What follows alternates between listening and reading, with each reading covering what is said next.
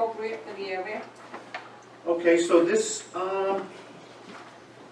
could be a minor, so you're gonna come back to us for preliminary, correct? That's correct. All right, does anybody have an issue? Mr. Cronin and his client coming back for preliminary approval before this board? Good luck. Thank you. Thank you. Next item this evening, we have another pre-application discussion of the site walk. It was the Matson Road subdivision, 461 and 477 Matson Road. Is there anybody here representing the applicant this evening? Good evening, Mr. Chair. Good evening, Mr. Boyle. I represent, or I'm here on behalf of Denise O'Brien, the trustee of the Norman Musashi Living Trust. The only property on Matson Road, which is just over 9 acres. It's 2 lots. There's an existing residence. The applicant is proposing to turn it into a 3-lot minor subdivision. All lots will conform to zoning and all the zoning ordinances. They'll have adequate frontage on Madison Road.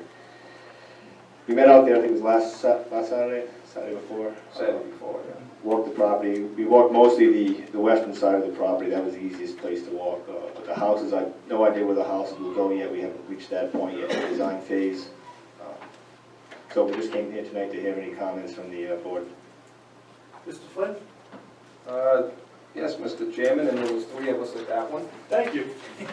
The only thing was the access road that you talked about eliminating from the first property. Right, there is an existing easement, go back to the page, across the existing house lot to access the property where Norman used to store some stuff and get access to the rear of the property. We talked about whether or not that easement would stay there. The water, or the pond, and the water bodies on the westerly side of the property are nice, but I think what the 3 board members out there said they'd like to see that easement removed as we move forward to the subdivision. Is it described? Yes. About the Yes. easement?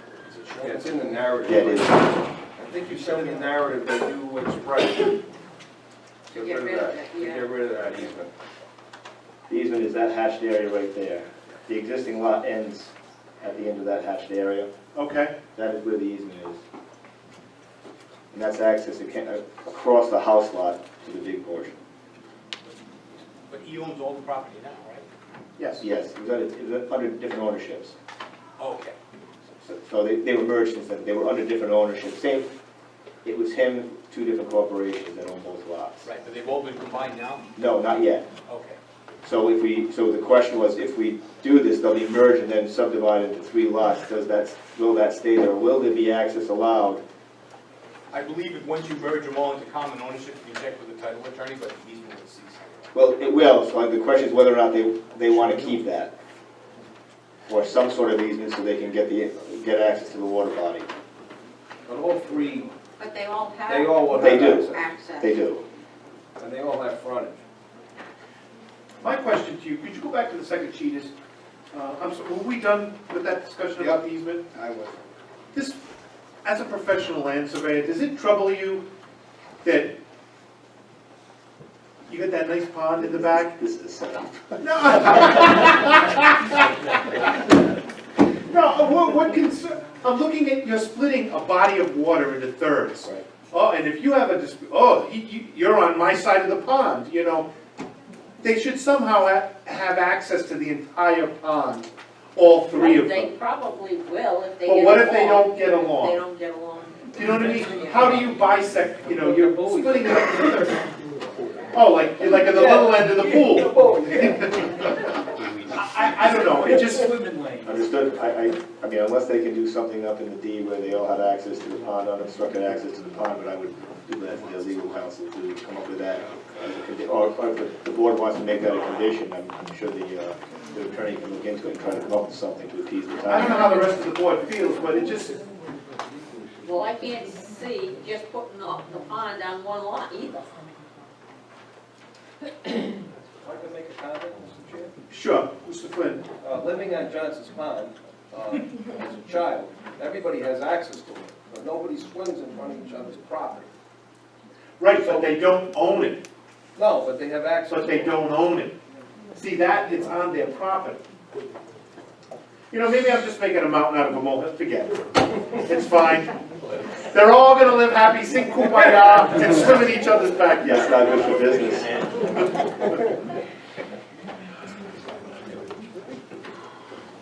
Good. Well, Anybody else? unless you wanna give them access, everybody has access to the pond? Nope. Fine. Oh, I can turn it into 3 2-acre lots and deed it onto the town. I'm fine. Does anybody, everybody all set with the application the way it is? They have no problem, you're gonna be going to preliminary also, because this is a minor? Yes. So everybody's in favor of, them proceeding to preliminary? Yes. Good luck, thank you very much. Thank you. Have a good night. You too. Okay. Next item on our agenda, we have a preliminary plan / recommendation to the zoning board. Barber Street S&S LLC. Is there anybody here representing the applicant this evening? I am. Good evening. Good evening, sir. My name is Lou Baldy. I have offices at 445 Budlong Road in Cranston. All right, so what are we doing this evening here? Well, the travel of this, we went to the town council. We abandoned portions of Carr Street and Lambert Street to add 7,500 square feet to this lot. And by doing that, we conform to the R20 zone, accepting that without public water, you need an acre. So there's basically 2 non-conforming lots here.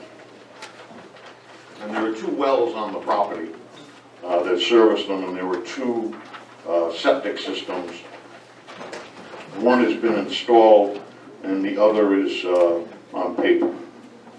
So what we're asking for is to subdivide the lot and create 2 lots, one of 20,000 square feet and another one of 21,664 square feet. And I thought we were here for final, No, you're here for preliminary. because we've been here twice before. You were here for scheduling of a site walk, discussion of the site The walk, sidewalk. now in to send you to council. You went before the council, you got the zone change. Right. This is the first time you've been back. Yeah, I mean, what I would do is, if you were to get preliminary this evening, normally we just recommend that the planning staff do the final administratively. And that looked fine, that's what we would be asking for. But we have to go to zoning because of the dimensional variance. Now, I have a question. Matthew, I remember this coming up when they came, and I believe you went back and listened to the tapes, looked at the... Did Mr. Sprague and I have discussions about this exact matter? Yes. And were we advised that this planning commission could grant these waivers to the applicant?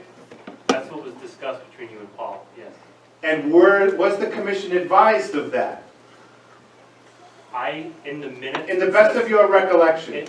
Well, in the minutes, it says you and Paul, Mr. Sprague, and yourself, Mr. Chairman, agreed that you could grant the waivers.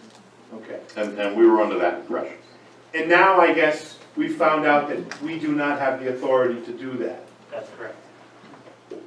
So that is why they're looking to go to the zoning board. Only the zoning board can grant the variances they're looking. There was a regime change. Yes. So that's what happened, something got muddled between the Okay. last meeting and this meeting. But we're already on the We're gonna docket. resolve it. I appreciate that. We're on the docket for next Wednesday. Okay. We don't have to do a site walk, do we? No sidewalks. We've Okay. already been out on I'm site. just checking, okay. We're tired of sidewalks. There was 3 or 4 of us on that one. Yeah. I think we did 4. Okay, so, I have a couple questions. The house in the back there, to the, behind that, that house has been built? It's built. You have an approved well for that site? We do. And you have an approved ISDS? Correct. I think it's in. It's been. And they're both in They're that both- lot? Okay. That lot's ready to go. That's actually under a sales contract It's under a sales contract, you're just waiting? for the subdivision and for the zoning. Okay. Now, the other lot, Yes. do you have an approved well from the health department? Yes, it's there. It's there already? Correct. And you have an approved ISDS? Yes. Okay. On paper. On paper? Correct. But you have an approved from We- DEM? We do. Okay. And it's less than an acre. How did you get approval? Because their regs say an acre. Well, Oh, see, wow. there's the odd part, because if you take, at the time, if you took the whole lot, it was only 35,000 square feet. So, but they still got a building permit to build a single-family house, whereas, under the rules that we were made aware of by dimensional, we would have had to go, they would have had to go into zoning just to build that house. But the building, well, I guess the zoning official or the building inspector issued the permit anyway, and allowed them to build the house on basically a non-conforming lot of 35,000 square feet. But you wouldn't have got the ISDS unless you met DEM guidelines for separation from Correct. the wells. Absolutely. You gotta be 100 feet or whatever it is, and we have that. Okay. Yeah, there's enough property there so that you can have the 2 wells and the ISDS and still be in conformity with DEM. And I think this is what was portrayed to us all along, from what I remember. And this is how it was gonna proceed. It's just this snafu that came into place that it's gonna require you to go to zoning. So Regime change. they're here for a preliminary, you have all the permits you need, other than the zoning board? Yes, the only permits that we don't have are a building permit for the second lot, because. Right, but that would come later. Correct. We have everything ready to go. And you know, the town council approved the abandonment, and they understood what we were doing here. Right, that's, So- okay, right, that's So right. It wasn't by sleight And of that, hand. was that a public hearing Oh, before the council? absolutely. Was there anybody that come and spoke at the public hearing against this? No, there were 2 people that wanted clarification. Because the town council meeting, when you abandon, the people, the abutters get 15 feet of land in front of their house. They get half? So it was like an Oprah show. You know, you get 15, you get, 15 feet, you get 15, and they were all happy. Because they're all using the land anyway. You know, if on an abandoned street, you have expansion. You know, they had garages on there and sheds and all that, so it solved a lot of problems. And the only thing is, it comes off, now the town's getting tax dollars on it. Correct. That was the flip side of it, the monetary end of it. And the streets were basically useless. Everybody had access. Nobody had to reroute themselves or go down another street. It was a fairly perfect situation for an abandonment. Okay. And everybody was in agreement. And they got their 15 feet.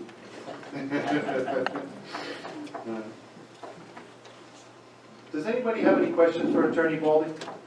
Not a question, Mr. Chairman, but I just want to clarify, seeing the circuit just route, this is, I do recall the site walk, it was almost on our recommendation that they spent money and resources and time getting those streets abandoned to increase the lot size based on our recommendation for the well. They could have pulled the building permit on the existing lot of record even if those streets hadn't been abandoned. They didn't require any variances for the septic systems or for the wells from DEM. So I think at this juncture, you know, it's only fair to make a favorable recommendation to the zoning board, particularly. And also grant preliminary plan approval. And preliminary plan approval, that's right. Whatever- With final to be whatever's done administratively. That's right, That we'd asked for that. that's Mr. Chairman, too, I remember that the applicant was willing to bring water up, but Kent County wanted to bring an 8-inch line. Exactly. For 2 houses. Which really Two wasn't- houses. Well, actually really for 3. wasn't There were feasible. 3 existing. And the cost was astronomical. We for the took that benefit. into consideration, Right, that they were willing to bring in a 1-inch line. absolutely. But you know what gets me, I'm pretty sure, what's that street in the back? Lambert. I'm sure there's a house at the end of Lambert that I think they brought up, they were allowed that Didn't they ranch to bring up a a 1-inch line for that ranch all the way up. But they can't use it. But he had to bring up an 8-inch. An 8-inch. Yeah. Yeah, it was, basically it was ridiculous. So we took that into consideration. And we appreciated it. Yeah. Because this project would have been dead a long time ago if that was gonna be a mandate. I agree. Okay. At this time then, Mr. Solicitor, will we be making 2 motions this evening? One for a preliminary plan approval and one for a recommendation, or combining it into one? You can combine them into one. Okay. Mr. Chairman, when would be appropriate for any public comment on? I don't believe this is a public hearing here this evening. I'd understood that it was a public comment on any of these items. We received a certified letter from Mr. So, Baldwin. the, Matthew, could you please come forward?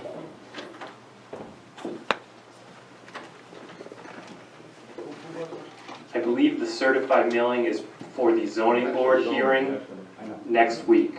So that is when the public hearing will take place on the Right. dimensional Oh, they variance. were not, they did not get a certified letter about this meeting. No, because it's They a, got one for the zoning board.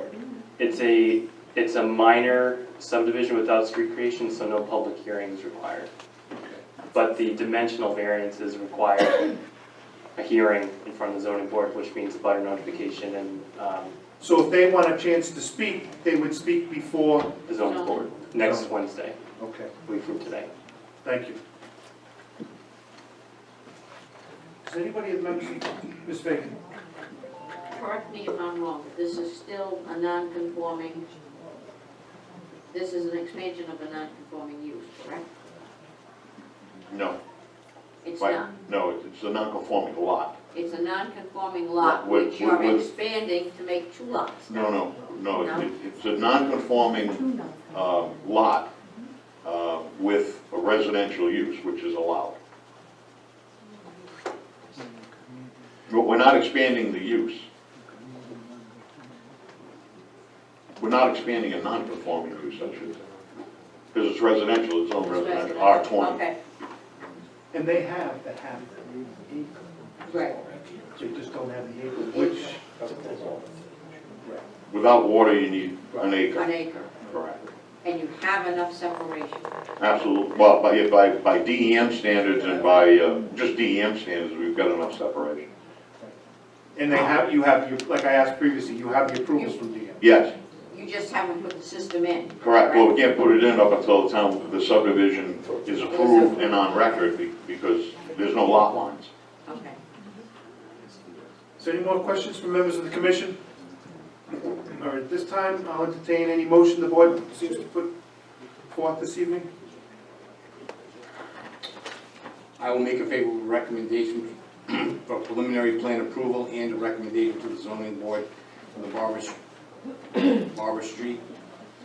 Proposed two-lot minor subdivision, assessors plat 37, lot 20, at Barber Street and Carr Street. It's consistent with the comprehensive plan. The proposed two-lot subdivision is consistent with the town's comprehensive plan. The land use element of the plan denotes the parcel as medium-density residential, which is characterized by suburban-type land development with a density of one dwelling per half acre. The housing element encourages high-density development in areas of Coventry that are close to community services, facilities, and commercial areas. The project will not have a significant negative impact to the environment. There are no wetlands on the property. The applicant has provided an approved on-site wastewater treatment system, which is permitted by DEM for both of the proposed lots in the subdivision. The proposed project will need to secure dimensional variances from the zoning board for the proposed subdivision. The applicant has filed an application for a dimensional variance with the zoning board. The proposed project will not have a detrimental impact on vehicular or pedestrian traffic in the area. The existing house has a driveway that connects to Barber Street. The proposed house will have access to Carter Street via a proposed driveway. The stipulations would be that the final approval may proceed administratively and that the applicant will need to secure the necessary dimensional variances from the zoning board for the lot area, the frontage, and the setbacks. Second. Motion made and second. Is there any discussion?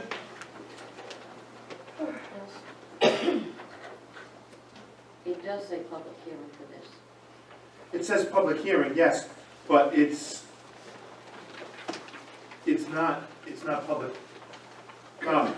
It's under public hearing. It's not a public informational meeting. Actually, Cindy, if you look, the public hearing is for Rivers Edge condominium, and then the public informational meeting is for Lewis Farm. So it's under new business. Oh, all That right, heading okay. is strictly for the Rivers Edge condominiums. Gotcha. Okay. Any more discussion? Okay, there's been a motion made, second, we'll take a vote. All those in favor? Aye. Opposed? Motion carries. Can I make a comment? Yes, you can, we're gonna, yes.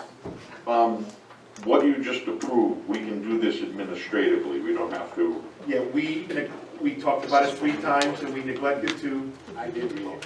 He did raise You did read an administrative approval? Then we're all set. I appreciate it. Thank you very much. Have a good Thank you. Okay, next item this evening, we have a preliminary plan application, the Justin and Jenna plat, Reed Schoolhouse Road. Is there anybody here representing the applicant this evening?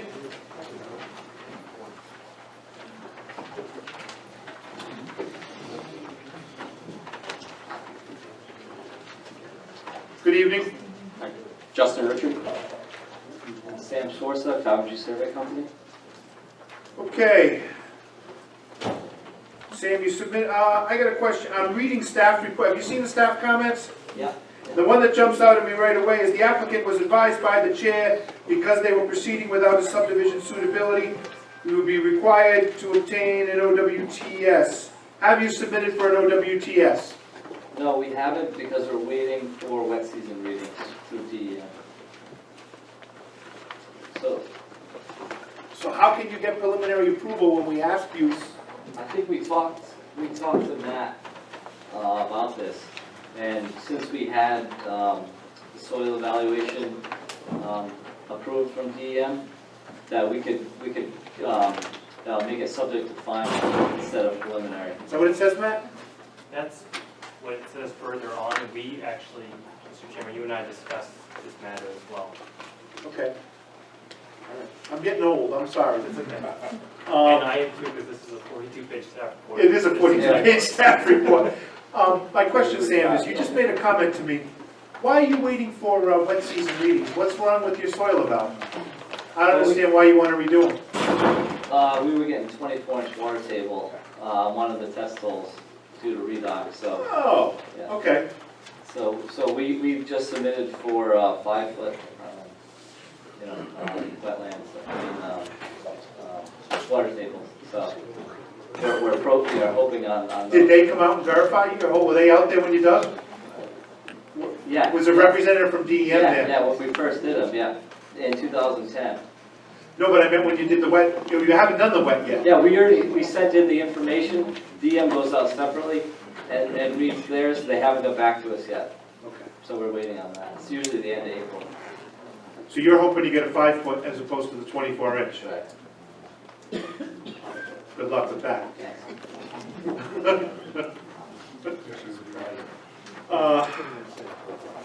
So, Matt, I got a question. Yes. You have no problem with us giving them preliminary approval condition to getting the OWTS? I do not. Okay. Any members of the commission have any questions for Mr. Richard or Mr. Swanson? I do, and maybe even for the planning board or yourself. I'm just kind of puzzled, you look at this plan and it looks like there was one lot cut out before. Does that come out of this lot? The lot to the right? Now we'll cut another one? Then next year we cut another one? I mean, does any of this taken it one step at a time create a problem? The father owns the entire parcel. Correct. A lot for each son. Okay. I just wanted, I didn't know if there was any issues with that. I mean, for example, if someone was to come to us with, 40 acres and say, well, I'm gonna bring a road in with a cul-de-sac and a lot on each side, and then they come back a year later and we're gonna extend the road and a lot on each side, they can just keep doing that, and then it's not a major subdivision that way, it becomes a minor every single time. Well, with all due respect, he's got the frontage, you know? Okay, I don't have a problem with it, just asking. Not that it's any of our business. Is Christopher and Jill a family member, a relative? Yes. It's your brother, okay. All right, I'm fine. I just wanted to know, because I hadn't seen it come before us like this before, just a question. I believe, if I'm not mistaken, on John Franklin Road, there was a developer, and they did the same exact thing. They would cut lots one off at a time. I believe it was, I can't remember his name. It's easy.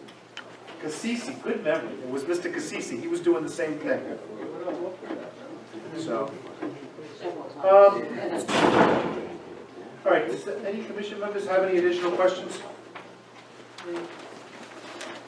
Okay, at this time I will entertain a motion. We also wanted to ask to go administratively to final, Okay. please. please?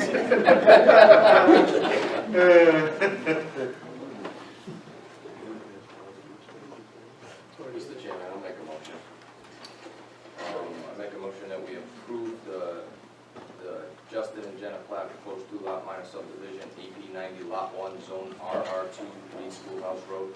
The proposed 2-lot subdivision is consistent with the town's comprehensive plan. The land use element of the plan denotes the parcel as low-density residential, which is characterized by large lots, single-family residences not served by public utilities. The project will not have a significant negative impact to the environment. There are no wetlands on the property. The applicant has provided an approved soil evaluation from Rhode Island DEM. They haven't approved that yet. We're still waiting for that. Well, he has an approved 24-inch. You do have an approved soil valve. Okay. Yes. States that there is no apparent restrictive layer. The proposed project meets the dimensional standards of the zoning ordinance. The proposed house and lot will meet all dimensional requirements of the zoning ordinance. The proposed project will not have a detrimental impact on vehicular or pedestrian traffic in the area. The subject property will have permanent physical access to a street. The stipulations: the applicant will need to secure approval from the Central Coventry Fire District prior to final approval. An OWTS permit from Rhode Island DEM will need to be obtained prior to final approval, and final approval may proceed administratively. Second. Motion made and second. Discussion? Hearing none, take a vote. All those in favor? Aye. Good luck. I'm waiting to see how you make out on that OWTS. Okay, yeah, we're gonna take, you know what, it is very warm in here. We went through 9 applications. So, we're gonna take a quick 5-minute break. Thank you. This board, you had a public hearing for master plan, is that